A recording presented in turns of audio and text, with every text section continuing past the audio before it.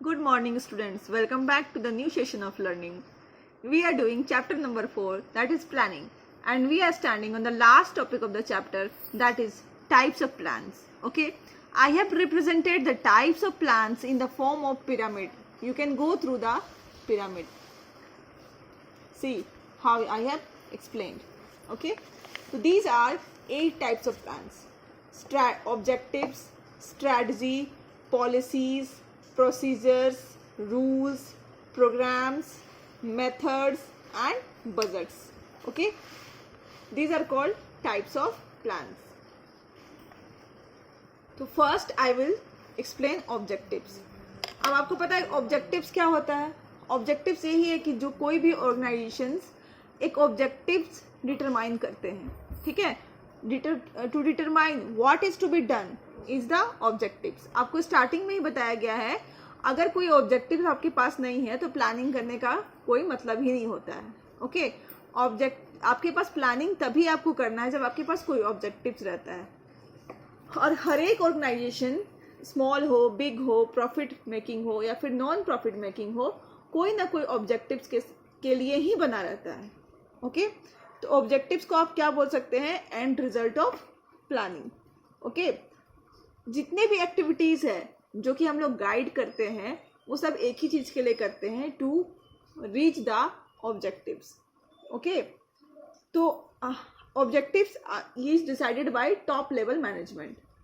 Okay, तो हर एक ऑर्गेनाइजेशन का, चाहे वो कोई भी टाइप का हो, चाहे वो कोई भी नेचर का हो, एक ऑब्जेक्टिव होता है. ऑब्जेक्टिव का मतलब होता है what is to be done. Okay, या फिर बोल सकते हो प्लानिंग का एंड रिजल्ट. ओके, हमारा सेकंड प्लान है स्ट्रैटेजी. स्ट्रैटेजी, सपोज आपको अभी क्लास 12 में अच्छा मार्क्स लेकर के आना है, तो आपका पहला ऑब्जेक्टिव क्या है कि आपको अच्छा मार्क्स लेकर के आना है. अब अच्छा मार्क्स ऐसे तो आ नहीं जाता है, उसके लिए आपको क्या बनाना पड़ता है? स्ट्रैटेजी बनाना पड़ता है. स्ट्रैटेजी मतलब उस ऑब्जेक्टिव्स को आप कैसे अचीव करोगे, उसका मेथड, तरीका, वे. ओके, तो इन द सेम वे आप बोल सकते हो strategy is a comprehensive plan to achieve the organisational objectives. Strategy क्या है? एक कॉम्प्रिहेंसिव प्लान है जिससे आप ऑब्जेक्टिव्स को अचीव कर सकते हो. ओके, अब ऑब्जेक्टिव्स बहुत तरीके का हो सकता है, long term objective, short term objectives, और आपका फिर जो प्लान है, स्ट्रैटेजी है, उसी तरह से बनेगा. Okay, in other words you can say that strategy is a blueprint of business and provides outline of business. ठीक है, एंड स्ट्रैटेजी को आप ये आपको माइंड में रखना पड़ेगा कि आपका जो बिजनेस एनवायरनमेंट कैसा है उसी पे आपका स्ट्रैटेजी उसी पे बेस्ड होगा. Okay, this is very important thing children. आपका जो बिजनेस एनवायरनमेंट कैसा है उसी पे आपका क्या होगा? स्ट्रैटेजी बेस्ड होगा. ओके, तो स्ट्रैटेजी को हम लोग क्या बोल सकते हैं? Future decision making. Okay, then comes policies. आपको पता है पॉलिसीज कौन बनाता है? पॉलिसी टॉप लेवल मैनेजमेंट बनाता है. It is a standing plan. Standing plan मतलब आप एक बार बना लेते हो पॉलिसी, उसको बार बार यूज करते हो, और बार बार यूज करने के साथ ही उसमें कुछ कुछ मॉडिफिकेशन एंड रिविजन्स भी करते हो फ्रॉम टाइम टू टाइम. तो policy can be defined as organisational general response to particular problem और सिचुएशन. मतलब एक सिचुएशन से आउटकम करने के लिए जो ऑर्गेनाइजेशन एक जनरल रिस्पॉन्स या फिर आउटकम बनाती है उसको हम लोग क्या बोलते हैं? पॉलिसी.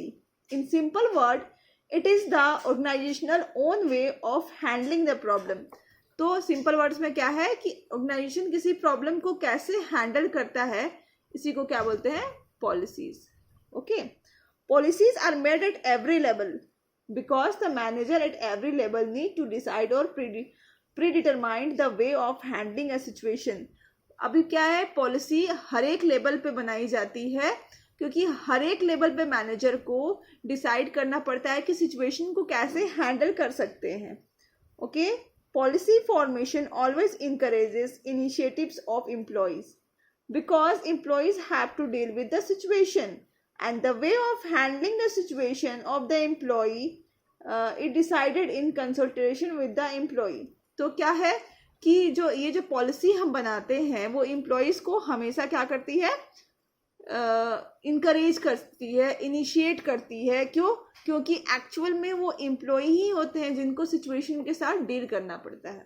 तो इन सबको पढ़ने के बाद आप, जैसे हम लोग कुछ सुनाते हैं policy, no credit sale policy, मतलब कि हम कभी भी क्रेडिट में सेल नहीं करेंगे। ये हमने क्या बनाया? एक पॉलिसी बनाया, ठीक है।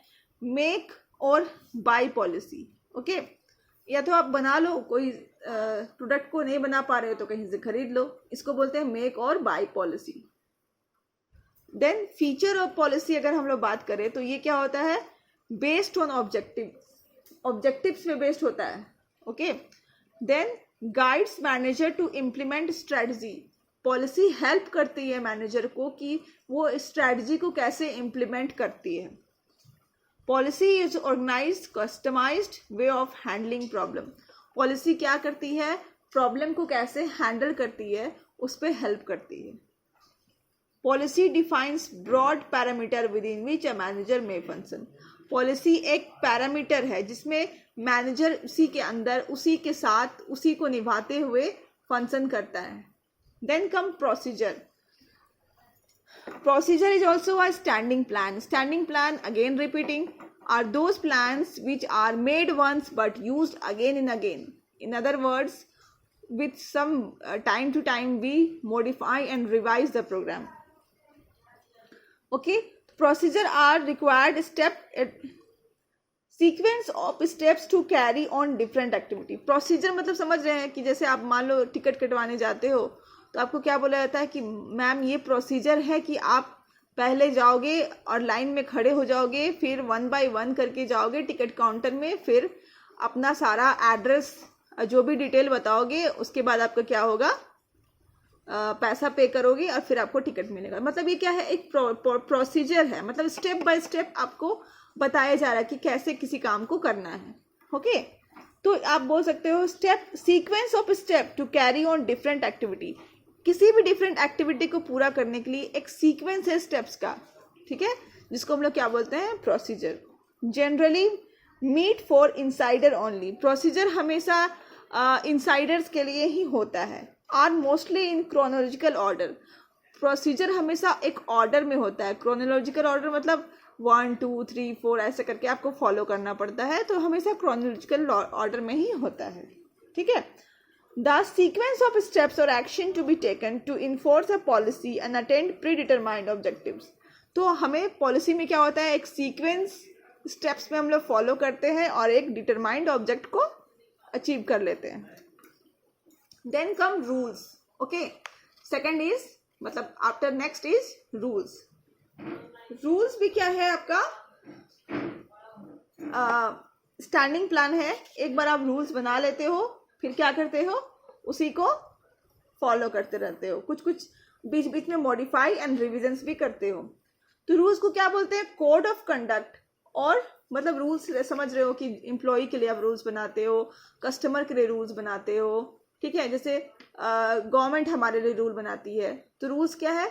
जस्ट कोड ऑफ कंडक्ट है, जो कि, या फिर बोल सकते हो जनरल इंस्ट्रक्शंस है, जो कि ऑर्गेनाइजेशन में सबको फॉलो करना पड़ता है। अगर रूल्स नहीं होगा तो सब अपने मनमानी तरीके से काम करेंगे और कोई भी अपने जो ऑर्गेनाइजेशन का गोल है उसको नहीं फॉलो कर पाएगा, okay. Specific what to do and what not to do, rules में यही रहता है कि क्या आपको करना है और क्या नहीं करना है। That means what to do and what not to do. Are rigid, straitened and compulsive in nature, उसका नेचर क्या रहता है? रिजिड होता है। रिजिड नहीं रहेगा तो कोई भी रूल्स को फॉलो नहीं करेगा। मान लो अगर कोई एम्प्लॉय लेट आ रहा है तो उसका लेट फाइन लगेगा, ओके, या तो फिर उसका सैलरी उतनी कट जाती है, ठीक है। तो अगर ये सारे रूल्स है, या फिर कोई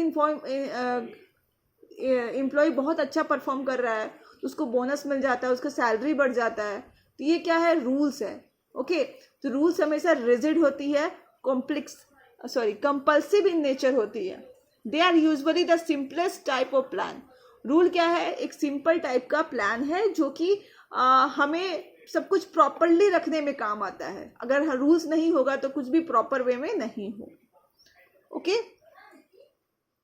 then comes programmes, okay, then comes programmes. अब प्रोग्राम्स क्या है? Detailed statement about a project. Programme क्या है? Detailed statement about a project. मतलब आप एक प्रोजेक्ट है, उसमें आपको सारे डिटेल बताया गया है कि आपको ऐसे काम करना है, ये है नहीं है। जैसे आप मान लो किसी प्रोजेक्ट आप ही बनाते हो, ठीक है, आपको मिलता है, अभी 12th में मिलेगा कि एक प्रोजेक्ट बनाओ, तो प्रोजेक्ट में आप क्या करोगे कि क्या क्या है वो आपके पूरा डिटेल में बनाते हो, इंडेक्स बनाते हो, सारे चीज बनाते हो डिटेल में, उसी को क्या बोलते हैं? It's a detailed statement about a project. ठीक है, इस combination of project policy procedures and rules, ये जो प्रोग्राम्स होता है ये बहुत सारे चीज़ों का कॉम्बिनेशन होता है। जैसे ऑब्जेक्ट्स होते हैं, इसमें पॉलिसीज होते हैं, प्रोसीजर होते हैं, रूल्स होते हैं। Is prepared for various activities. ऐसा नहीं कि किसी एक एक्टिविटी के लिए आप प्रोग्राम बनाते हैं, बहुत सारे एक्टिविटीज़ के लिए आप प्रोग्राम बनाते हैं। ठीक है, ensure systematic working in an organisation. Programme बताता है कि आपका ऑर्गेनाइजेशन में आप सब चीज सिस्टमेटिक वे में होगा। Includes entire gamete of activities, बहुत सारे एक्टिविटीज को मिल करके एक प्रोग्राम बनाया जाता है। In a programme minute details are worked out, its procedure rules. मतलब प्रोग्राम में मिन्यूट डिटेल मतलब छोटा से छोटा डिटेल पर भी वर्क किया जाता है और सबको लिखा जाता है, तब जाकर के एक फुल फ्लेज्ड प्रोग्राम बनता है। ठीक है, your next topic is method. Method तो आप लोग समझ ही रहे हैं। मेथड मतलब होता क्या है कि आप कौन सा मेथड अपनाओगे तब जाकर के एम्प्लॉई ऑर्गेनाइजेशन का जो ऑब्जेक्टिव्स है उसको आप अच्छे से एफिशिएंटली इफेक्टिवली अचीव कर पाओ। ठीक है, तो method can be defined as formulised और systematic way of doing routine और रिपीटेटिव जॉब। मतलब मेथड मतलब क्या है कि बताता है कि रिपीटेटिव और फिर रूटीन जॉब को आप किस तरह से करते हैं। ठीक है, उसका तरीका बताता है मेथड। ठीक है, सपोज अगर हर एक एम्प्लॉय को चाय का पैकिंग करना है, पैकिंग समझते हो, पैकेट बनाना है, किसी भी प्रोडक्ट को पैकिंग करना है, तो वो पैकिंग करने का क्या तरीका होगा? रिपीटेटिव जॉब है, हर एक दिन वो आता है, उसका एक ही काम है पैकिंग करने का। ओके, तो कैसे पैकिंग करेगा इसका तरीका कौन बताता है? हमें यही बताता है method. Okay, the manager decide in advance the common way of doing a job. ठीक है, मैनेजर पहले से ही डिसाइड कर लेता है कि कैसे एक जॉब को करवाना है किसी एम्प्लॉय से। इससे आपके क्या क्या फायदे हैं? ये फायदा है कि एम्प्लॉयज के माइंड में कोई भी डाउट नहीं रहता है। अगर उन्हें मेथड नहीं रहेगा तो उनको तो थोड़ा देर मेथड सोचने में ही आधा समय निकल जाएगा उनका। ठीक है, फिर उस मेथड को सीखने में आधा समय निकल जाएगा, फिर हिट एंड ट्रायल मेथड में आधा समय निकल जाएगा, वेस्टेज होगा सो अलग। इसीलिए मैनेजर पहले से ही डिसाइड कर लेता है कि कौन सा मेथड से एक काम जो रिपीटेटिव काम है उसको अच्छे से कराया जा सके, ताकि एम्प्लॉयज़ के माइंड में कोई भी डाउट ना हो और यूनिफॉर्मिटी ऑफ एक्शन हो सके। यूनिफॉर्मिटी ऑफ एक्शन, मान लो अगर 5 लोग मिलकर के पैकिंग कर रहे हैं तो 5 ही लोग एक ही सेम वे में पैकिंग करें, ताकि जो पैकिंग होगा वो यूनिफॉर्म दिखाई देगा, मतलब एक ही तरह का पैकिंग दिखाई देगा। मान लो एक दूसरे तरीके से पैकिंग कर रहा है, दूसरा दूसरे तरीके से पैकिंग कर रहा है, तो फिर वो मार्केट में आते आते तो वो 3-4 तरह का एक ही गुड्स का पैकिंग हो जाएगा। ठीक है, तो वो फिर आगे जाकर एम्प्लॉय का ऑर्गेनाइजेशन का जो इम्प्रेशन है वो खराब हो जाता है। आगे पढ़ते हैं इसमें, this helps in applying the technique of standardisation and simplification. ठीक है, ये जो मेथड है वो हेल्प करता है टेक्निक में, स्टैंडर्डाइजेशन एंड सिंप्लीफिकेशन में। इसके आगे देखते हैं कि method act as a guide for employee. Method क्या करता है? एक गाइडलाइंस होता है एम्प्लॉय के लिए, एक गाइड की तरह हेल्प करता है। Method deal with task comprising one step of procedure and specific how this step has to be perform. ये बताता है कि एक पर्टिकुलर स्टेप्स कैसे कैसे परफॉर्म किया जा सकता है। Selection of proper method saves time, money and effort and increases efficiency. See last line is very important. इसमें बोला गया है कि अगर आप प्रॉपर मेथड सेलेक्ट करते हो तो आपका टाइम, एनर्जी, मनी और एफर्ट सब कुछ सेव हो जाता है और आपका एफिशिएंसी लेवल बढ़ जाता है। Okay, the last type of plan is budget. ठीक है, budget is a common word, आप लोग सब कोई बजट के बारे में सुने हो। इनफैक्ट आप लोग घर पे भी देखते हो कि आपकी मॉम क्या करती है, आपके पापा के मतलब आपके फादर के सैलरी जो भी होता है उसी पे बेस्ड होता है उनका पूरा का पूरा बजट, मतलब वो लोग पूरा बजट कैसे बनाती है, आपके पापा का जो भी सैलरी होता है और जो भी आपके पापा देते हैं आपकी मम्मी को ये करने के लिए, खर्च करने के लिए घर में, उसी के बेसिस पे क्या करती है, अपना बजट बनाती है। तो budget is a very common word, you must have gone through it heard again and again. Budget is a statement of expected result expressed in numerical terms. ठीक है, बजट हमेशा सिंगल यूज प्लान में आता है, मतलब एक ही budget को आप 5 बार मॉडिफाई करके काम नहीं करते, हमेशा आप क्या करते हैं, अलग अलग बजट बनाते हैं। ठीक है, तो अब क्या बोल सकते हैं, बजट क्या है, बजट एक स्टेटमेंट है जिसमें न्यूमेरिकल टर्म्स में जो डेटा होता है वो एक्सप्रेस्ड रहता है। ठीक है, या तो फिर आप बोल सकते हैं कि रिजल्ट जो होता है, ठीक है, जो होने वाला रिजल्ट है वो न्यूमेरिकल टर्म में एक्सप्रेस्ड होता है। ठीक है, statement of expected result expressed in numerical terms, okay, serves as standard for measuring and comparing actual performance. Okay, जैसे आप पिछले बार के बजट को इस बार से कंपेयर कर सकते हो। जैसे आपने बजट बनाया कि इस बार मेरा क्या है, 20,000 का बजट है पूरा का पूरा एक्सपेंस का, और बजट एक्चुअल में हो गया 30,000, तो आप क्या कर सकते हो, दोनों में कंपेयर कर सकते हो कि आपने बजट बनाया था कितने का, 20,000 का, बट एक्चुअल एक्सपेंसेस कितना हो गया, 30,000 हो गया। तो यहाँ पे भी आपको कंपैरिजन में ये यूज होता है। Then its budget are prepared by managers at every level. Budget हर एक डिपार्टमेंट का बजट अलग अलग होगा। ओके, लाइक सेल्स डिपार्टमेंट का अलग होगा, परचेज डिपार्टमेंट का अपना अलग होगा, हर एक डिपार्टमेंट का अलग अलग होगा। तो हर एक डिपार्टमेंट के जो मैनेजर्स हैं वो अलग अलग बजट बनाएंगे। Okay, it is a controlling device for which deviation can be taken care of. Budget क्या है, कंट्रोलिंग डिवाइस है। कंट्रोलिंग डिवाइस है मतलब मान लो मैंने कहा कि आपने बजट बनाया है 20,000 का, अब बजट आगे चला गया, मतलब बजट चला गया 50,000 का, तो ये तो गलत हो रहा है। काम कितने में खत्म होना चाहिए था, 20,000 का, आप काम कितने में करके दिखा रहे हो, 50,000 में, मतलब there is a deviation somewhere, मतलब कहीं ना कहीं वेस्टेज हो रहा है और आपको वो चीज कंट्रोल करना है। ओके, आपको कुछ ना कुछ दिमाग लगा करके वो सारे चीज़ों को, जहाँ पे वेस्टेज हो रहा है, वो कुछ भी वेस्ट हो सकता है कि ह्यूमन रिसोर्सेज का वेस्टेज हो, फिनेंस का वेस्टेज हो, लेबर का वेस्टेज हो, कहीं भी वेस्ट हो सकता है। तो आप क्या करोगे, उस चीज़ को कंट्रोल करने की कोशिश करोगे, और जो भी आपका सेट बजट है उतने में ही आप अपना बजट निकालोगे। Okay, it is a controlling device from which deviation can be taken care of. तो बजट क्या है, एक कंट्रोलिंग डिवाइस की तरह एक्ट करता है, और इसी से आप क्या कर सकते हो, अपने बजट को कंट्रोल भी कर सकते हो। ठीक है, केयर कर सकते हो कि कहाँ डेविएशन हो रहा है हमारा, और अपने जो भी डेविएशंस है उसको बजट के हिसाब से आप कंट्रोल कर सकते हो। तो ये तो था types of plans. There are 8 types of plans. See 8 types of plans which I have tried to explain in a simple language.